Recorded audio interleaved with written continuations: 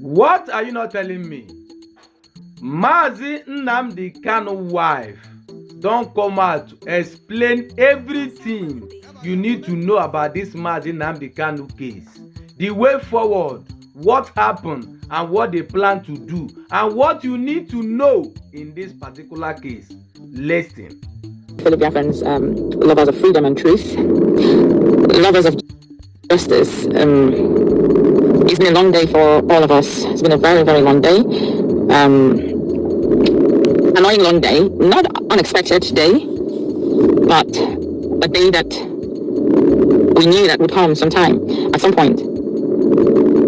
I just had to wait for Nabi Kim to go back into the house because I haven't told him what happened. He's asking me about the court, and I said, is the usual nonsense going on? And he said, okay. We have seen what transpired today in the court between Mazi Nnamdi and the kakistocratic, I have always called Nigerian government kakistocratic government of Nigeria. What happened today is not something unprecedented. It is something that we know that this is what they want to do, even though some people don't realize that, but this is something that has been planned, prepared a long time ago. Although at some point we would have averted or evaded this type of behavior in the past, but notwithstanding, God alone understands why it has to come this way or go this way. Mind you, this is not about some political misunderstanding or misconception happening anywhere. This is about Biafra. So if we understand what Biafra is and understand what it entails and understand the people behind Biafra, the hands, the unseen hands and the seen hands, then we will understand what this whole thing is about. Also, if we understand who we are as the Igbo people, Igbo, there is something about us that the enemy does not want to board. We are very special, I keep saying that, and at some point, God, in His infinite mercy, would make us known as He has purposed us to be. So, I need to be fast so I can go back in. So I'm in the car trying to make this quick video before going back in, because Nabi Kim will come out now. I don't want him to hear me. In Nigeria, a judge cannot ask a defendant to open a defense on terrorism-related charges without reading out the written law under which the court is trying that person. Okay, so the Constitution of the Federal Republic of Nigeria, 1999, as amended, Section 36, I mean, I'm sure that is very familiar to everyone now. It provides that a person shall not be convicted of a criminal offense unless the offense is defined and the penalty prescribed as in a written law. So what Omotosho has done today is a written script for him to read out. Everyone could hear him, everyone could see that he was reading a script handed over to him, and that he could barely read out some of the words in his own very written judgment. How interesting. How interesting.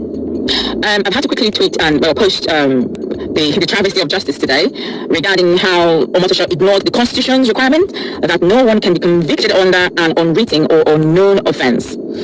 He forced Mazi Nnamdi to take a plea under a repealed law, which Mazi Nnamdi refused. So show me where it is written before I can enter into a defense, and that never happened. Omotosho refused blatantly, flagrantly, to issue written rulings on serious applications. So you could hear him reading, you could hear him counting thousands of lines, of hours of accounts. But then he refused to issue a written ruling, which he ought to have done first, but never did. He told Mazi Nnamdi to put all objections in a final address, then blocked the final address. So if you were Mazi Nnamdi, you will be as outraged as Mazi was this afternoon.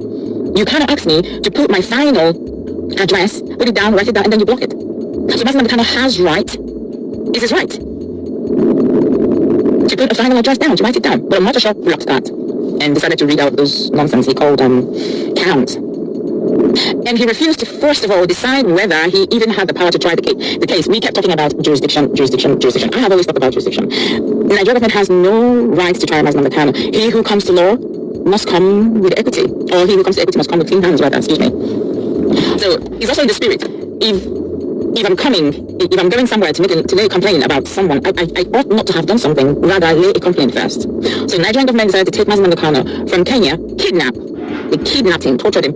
After 8 days, they brought him to Nigeria, and then decided to try him under a repealed law, which we have refused. So a few gaps there where we should have stood on our discharge and acquitted and stood by it.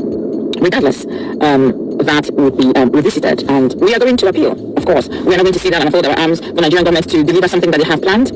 A verdict that they have written years before now. We won this case. They were not happy about it. They went to Supreme Court. Even though the Supreme Court messed around with the whole judgment, but they did say to them, you are trying him on a wrong law. Change it. Nigeria never changed it. Where is the treasonable felony gone? Where is the location of the crime? Where is the location of the crime? Did Omotosho mention it? No. One of the reasons I came on live is to point at just one single point or one single loophole. Omotosho cannot give a verdict on an evidence that was not inclusive in the previous evidence tendered in court. Everyone keeps saying, Mazi Nnamdi said, burn down this, kill the policemen. What would the policemen do? Policemen were shooting protesters who were unarmed. But that aside, did any person come to court? Was that a witness in court who came in to say, I committed this crime? Or was that a person that the police or the DSS or the Nigerian government brought into the court and said, this person committed this crime because Nnamdi Kanu incited them? None whatsoever. So, in Omotosho's verdict, he was counting everything, and he counted about Mazi Nnamdi Kanu wanting the British embassy to be burnt down and Katrina Lang murdered. How is that? So you see, when I say that the Nigerian government and all their nonsense is of aristocratic nature, it is not a joke.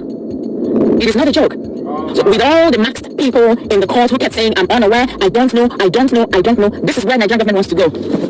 This is where they want to go to. Or life imprisonment. He would have mentioned death sentence then.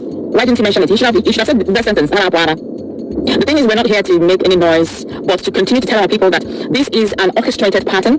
We know the hands behind this. The British government being brought into this very case in order to say, oh, Mazi Nnamdi Kanu is international, take this point, international terrorist. They are stupid. You know, this is the kind of person who would be in an examination hall. They would give him a copy, whatever, and he would copy both the person, his matriculation number and the person who gave him a note to copy from.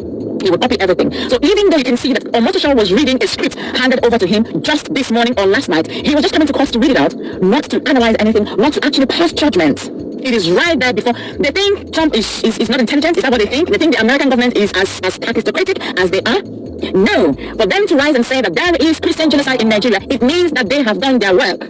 They have all the evidence. So these scripts, when someone gives you a script to read, you have to act the part. These people are so aristocratic, they cannot even act a script.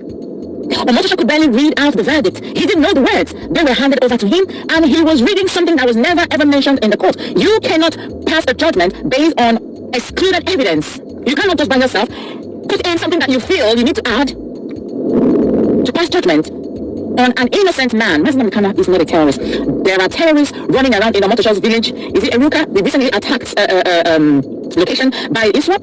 We have one of our brothers who was just murdered 2 days ago by the same ISWAP. How many of them have they convicted? None whatsoever. None. But it is Mazi Nnamdi Kanu. It's right before his eyes. They're running around. You can't. When he said to you, you cannot. You cannot. Because you have no evidence of, no shred. Or no proof, no shred at all. Excuse me. I'm just too tired. There's no shred of evidence, no shred of proof. So this is a written script. They have interpreted it the way they have chosen, but we will fight it. I don't They don't know what they are in for. They are angry that Mazi Nnamdi Kanu is courageous. You can see that they keep talking about this. You cannot convict a man who is innocent. You have no proof whatsoever. Judgment was passed through script, not investigation. The journey continues to appeal court. Person where they carry go court, they tell court, show me a written law that you are using to try me. Now the same court in the tell you, and court could not show him and sentence him without having a written law. I know that so many people would want Nnamdi Kanu to open in defense, but I ask you a question. If Nnamdi Kanu opened in his defense, does that not mean that you are not trying him? And you don't have the jurisdiction to try him. You don't have the right to try him. The lawyers did not even care to know. The judges, they did not even care to know if they have this right to try him. They just pass judgment. Follow my page.